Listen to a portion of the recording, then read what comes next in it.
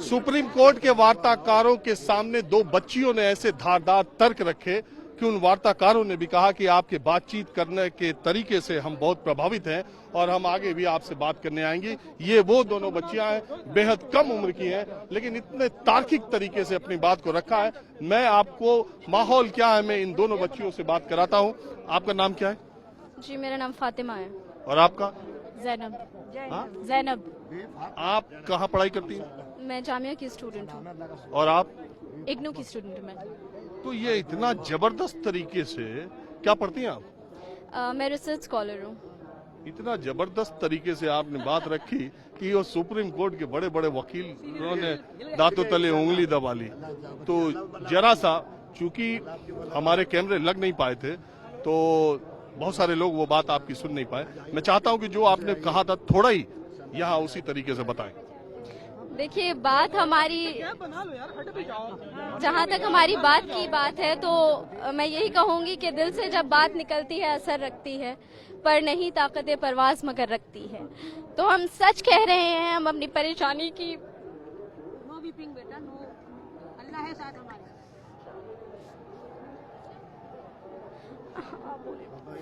अब इनसे बात करें मुझसे। अब इस वक्त मैं बहुत, उस वक्त बोलते वक्त भी ये बच्ची इमोशनल हो गई थी, लेकिन बाद में मैंने आपको बताया कि बाद में ऐसी बातें इन दोनों ने रखी थी। मैं चाहता हूं आपने जो बात रखी आप देखिए, संजय हेगड़े साहब और उनके साथ जो एक और वकील थी, वो ये कह रही थी कि आप लोगों की बातें बहुत डीप थी और आप लोगों की लॉ की समझ और आपकी बात जो है, हम बहुत इम्प्रेस हुए उससे। तो मैंने उनके जवाब में यही कहा कि देखिए, जब इंसान फेस करता है कुछ और जब ऑन ग्राउंड आमना सामना होता है, तो जो इंसान की समझ होती है वो क्लासरूम से ज्यादा होती है। जब इंसान पढ़ाई करके कुछ बोल रहा होता है, लेकिन जब इंसान जब फेस करके कुछ बोल रहा होता है, इन दोनों में डिफरेंस है। और वही डिफरेंस हमने उनसे कहा कि इसीलिए हमारी बातें शायद बहुत आपको असर वाली लग रही है, क्योंकि हम वो फेस कर रहे हैं, क्योंकि हमें दिन रात आतंकवादी कहा जा रहा है, क्योंकि हमारे अगेंस्ट स्लैंडर किया जा रहा है। हम महिलाएं हैं, लेकिन हमारी इज्जत नहीं हो रही है इस कंट्री में। हम 21st सेंचुरी में रह रहे हैं, लेकिन हमें फिर भी बार बार ये फेस करना पड़ रहा है, बार बार। और हमें हमारी एग्जिस्टेंस पर क्वेश्चन उठाया जा रहा है। हम एक सेकुलर डेमोक्रेटिक कंट्री में रह रहे हैं। क्या हमारे लॉज में सिटीजनशिप रिलीजन के बेसिस पे देने की कोई भी स्पेस है? कोई भी स्पेस नहीं है ऐसा। लेकिन ये लॉ वही कर रहा है। हमने आसाम का मॉडल देखा है कि आसाम के मॉडल में क्या हो रहा है। हम खुले खुले इनके स्टेटमेंट्स देखते हैं कि डिटेंशन सेंटर से जो भी नॉन मुस्लिम्स इनको बाहर निकाला जाए। एक तरफ प्रधानमंत्री कहते हैं कि इंडिया में डिटेंशन कैंप्स है ही नहीं, और दूसरी तरफ हमें पता है कि डिटेंशन कैंप से मौत की खबरें आ रही हैं। तो यहाँ पे अगर बच्चे मरते हैं तो supreme court very honourably and we are very glad कि सुप्रीम कोर्ट जो है नोटिस लेता है। लेकिन डिटेंशन कैंप में अगर 4 महीने के बच्चों को भेजा जाएगा तो भी नोटिस लिया जाएगा? That's what we are hopeful for. क्या डिटेंशन कैंप में अगर बच्चों की मौत होगी तो उसका भी नोटिस लिया जाएगा? That's what we are coming out here for. हमें डिटेंशन कैंप में जाकर नहीं मरना है। We are fighting for our dignity. This law is anti-women. This law is anti-poor. This law is anti-India.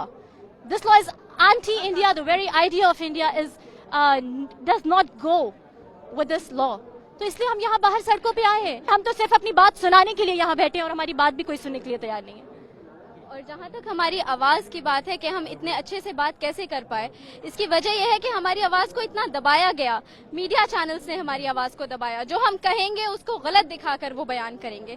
हमारी आवाज़ को हर तरफ से दबाया गया है। जब हमारी आवाज़ हर तरफ से दबाई जाएगी तो अपनी वजूद को बचाने के लिए तो आवाज़ निकलेगी। ये तो इंसान की फितरत है कि वो बोलेगा, और वो जब बोलेगा और वो सच बोलेगा तो हर किसी के दिल पर असर करेगी बात, भले ही से वो माने या ना माने। इसीलिए आज हेगड़े साहब की भी आंखें भर आईं, इसीलिए उनकी आंखें भर आईं, क्योंकि जो हमारा दर्द था वो असल था। ये प्रोटेस्ट इस बारे में नहीं है कि हम सड़क ब्लॉक कर लें, सड़क का हिस्सा हम ब्लॉक कर बैठे हैं और लोगों को परेशान कर रहे हैं, यहाँ पर हम पिकनिक मना रहे हैं। नहीं, यहाँ तो हम अपनी एग्जिस्टेंस के लिए लड़ रहे हैं। यहाँ पे हम अपना एहतजाज दर्ज करा रहे हैं कि आप लोग हमसे ये किस तरह हमारे साथ ये नाइंसाफी कर सकते हैं कि आप ये कहेंगे कि हम देश के नागरिक हैं या नहीं। वो एक ऑफिसर आकर हमारे घर पे हमारी इंफॉर्मेशन लेके जाएगा और ऑफिस में बैठकर वो डिसाइड करेगा कि ये सिटीजन है या डाउटफुल सिटीजन है। इस हद तक की नाइंसाफी हमारे देश में नहीं चल सकती। लेकिन फातिमा, मैं सवाल, आप इतनी पढ़ी लिखी है तो ये आप समझ रही है कि सुप्रीम कोर्ट ने इन इंटरलोक्यूटर्स को किस लिए भेजा था? सीएए के प्रोविजंस को या सीएए के वापस लेने के मामले को, ये इसमें कोई फैसला नहीं कर सकते। वो आए थे बीच का रास्ता निकालने के लिए। उन्होंने कहा भी कि ये मामला अदालत के पास है और सीएए पे अदालत देखेगी जो होगा। मैं ये जानना चाह रहा हूं कि ये बातें आपकी बातें ज्यादा सीएए एनआरसी एनपीआर को लेकर के थी, वो बातें कुछ और करने आए थे।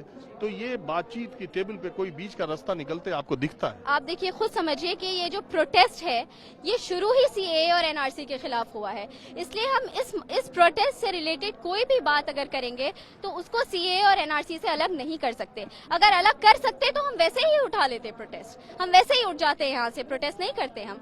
अब रही बात कि वो रोड ब्लॉक की जो बात है, वही मैंने कहा कि पूरी बात ये रोड ब्लॉक पर आके रुकी जा रही है। लेकिन ये बात आप समझें कि रोड ब्लॉक की जो इनकन्वीनियंस है, वो लोगों को 2 घंटे का जाम लग रहा है, लोग वहां परेशान हो रहे हैं। अब हमारी इनकन्वीनियंस सोचिए कि 2 महीने से हम सर्दी में बैठे हुए हैं, कड़ाके की सर्दी में, और आप ये समझिए कि ये प्रोटेस्ट है किस लिए? ये प्रोटेस्ट है संविधान की वैल्यूज को बचाने के लिए। कोई भी ट्रैफिक जाम, कोई भी सड़क संविधान की वैल्यूज से बड़ी नहीं है। जब बात संविधान पे होगी तो हम सड़क क्या अपनी जान भी देंगे। संविधान के लिए हमें करना पड़ेगा। ये बीच का रास्ता कोई निकलेगा? आप बताइए कि क्या संविधान में कोई अदरवाइज हो सकता है? क्या हम सेक्युलर नेशन को, अगर आप तैयार हैं कि हम सेक्युलर इंडिया को बना दें एक मोनार्की या एक हिंदू राष्ट्र, तो शायद हम ये कह सकते हैं कि हम सिटीजनशिप के लिए जो प्रोटेस्ट है उसे रोड की इनकन्वीनियंस की वजह से उठा लें। आपने भी सुना होगा, मैंने भी सुना है। अभी बनारस में गए थे, प्राइम मिनिस्टर ने, उन्होंने कहा था सीए वापस लेने का सवाल नहीं। होम मिनिस्टर कह ही रहे हैं सीए लेने का वापस सवाल नहीं। आप कह रहे हैं धरने से हटने का सवाल नहीं। सीए जब तक वापस नहीं लेते हो हम हटेंगे नहीं। फिर यानी कि प्राइम मिनिस्टर मोदी जी ने झूठ कहा था जब वो इलेक्शन जीत कर आए थे, और उन्होंने कहा था कि सबका साथ, सबका विकास, सबका विश्वास। तो ये बात प्रूव हो जानी चाहिए, और फिर प्राइम मिनिस्टर और जो बीजेपी गवर्नमेंट है वो अपना स्टैंड वापस ले ले। वो कह दे कि हम सबका विकास, सबका विश्वास के हित में नहीं है, हम सिर्फ अपनी मनमानी चलाएंगे, डेमोक्रेसी का स्ट्रक्चर हम तहस नहस कर देंगे, क्योंकि हमारे लिए मैटर नहीं करता कि लोग क्या। आपको ये लगता है कि इसका रास्ता सुप्रीम कोर्ट के फैसले से ही आएगा? जब सीए पर सुप्रीम कोर्ट, तब मान लेंगे आप जो फैसला करें? हमें सुप्रीम कोर्ट पर पूरा भरोसा है। Supreme court is the apex temple of justice हमारी कंट्री में। हम उसका पूरा हमें पूरा ट्रस्ट, बिलीफ है उसके ऊपर, and we believe it. And in fact अगर प्राइम मिनिस्टर मोदी ये कहते हैं कि हम एक इंच पीछे नहीं हटेंगे, तो आई डाउट कि वो सुप्रीम कोर्ट को भी इतना ही भरोसा और इतना ही उसको रिस्पेक्ट देते हैं या नहीं। क्योंकि हो सकता है कि कोर्ट का फैसला ये भी आ जाए कि ये वापस लिया जाए, बिकॉज ऑब्वियसली ये कॉन्स्टिट्यूशन को डायरेक्टली जो है, वो तो चलिए जब आएगा तब आएगा।